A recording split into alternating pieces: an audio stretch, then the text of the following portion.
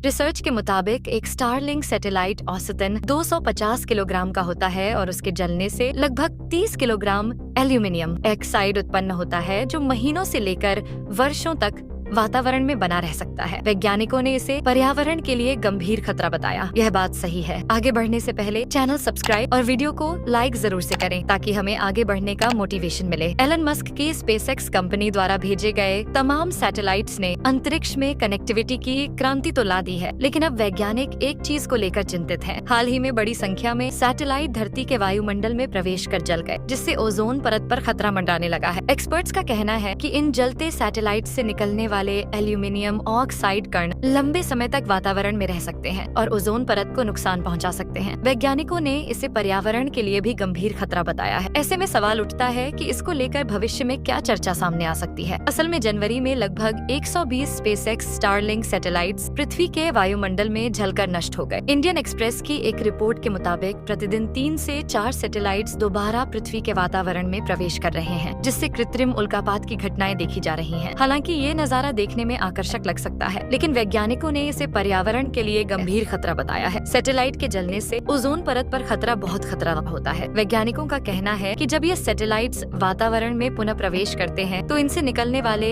Aluminium oxide के कण ऊपरी वायुमंडल यानी समताप मंडल स्ट्रेटोस्फीयर में जाकर बस जाते हैं। यह वही परत है जो पृथ्वी को सूर्य की हानिकारक पराबैंगनी किरणों से बचाती है। शोध के अनुसार यह एल्यूमिनियम ऑक्साइड ओजोन परत को नुकसान पहुंचा सकता है, जिससे भविष्य में गंभीर पर्यावरणीय दुष्परिणाम देखने को मिल सकते हैं। यूरोपीय अंतरिक्ष एजेंसी के मुताबिक इस समय अंतरिक्ष में 28,000 से अधिक वस्तुएं मौजूद हैं, जिनमें अधिकांश निम्न पृथ्वी कक्षा एलईओ में है। स्पेसएक्स अब तक लगभग 8,000 स्टारलिंक सैटेलाइट्स लॉन्च कर चुका है और इसे 12,000 और भेजने की अनुमति मिली हुई है। वहीं अन्य कंपनियां भी हजारों सैटेलाइट्स लॉन्च करने की योजना बना रही हैं, जिससे भविष्य में यह समस्या और गंभीर हो सकती है। आपको बताते हैं कैसे नुकसान होता रहा है। एल्यूमिनियम ऑक्साइड जब सैटेलाइट्स वातावरण में फिर से प्रवेश करते हैं तो वे लगभग 27,000 किलोमीटर प्रति घंटे की रफ्तार से यात्रा करते हैं। इस दौरान अत्यधिक घर्षण के कारण वे तुरंत जल जाते हैं और इनके धातु वाष्पीकृत हो जाते हैं। वैज्ञानिकों के अनुसार जलने की इस प्रक्रिया में सैटेलाइट्स का 40% एल्यूमिनियम ऑक्साइड में बदल जाता है। रिसर्च के मुताबिक एक स्टारलिंक सैटेलाइट औसतन 250 किलोग्राम का होता है और उसके जलने से लगभग 30 किलोग्राम एल्यूमिनियम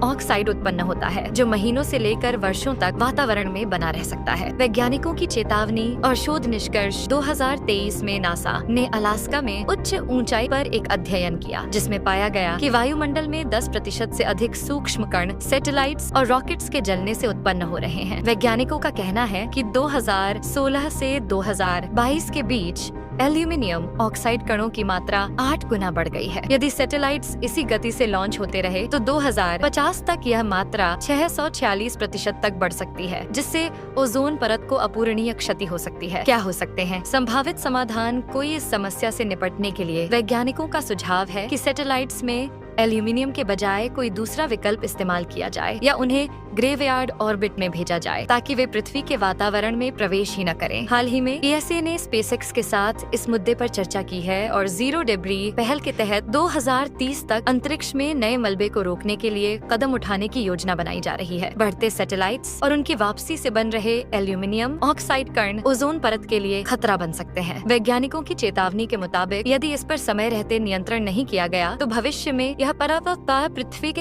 के पर्यावरण और मानव जीवन के लिए गंभीर परिणाम ला सकता है। अब जरूरत है कि अंतर्राष्ट्रीय स्तर पर इस समस्या पर ध्यान दिया जाए और सतत समाधान की दिशा में प्रयास किए जाएं।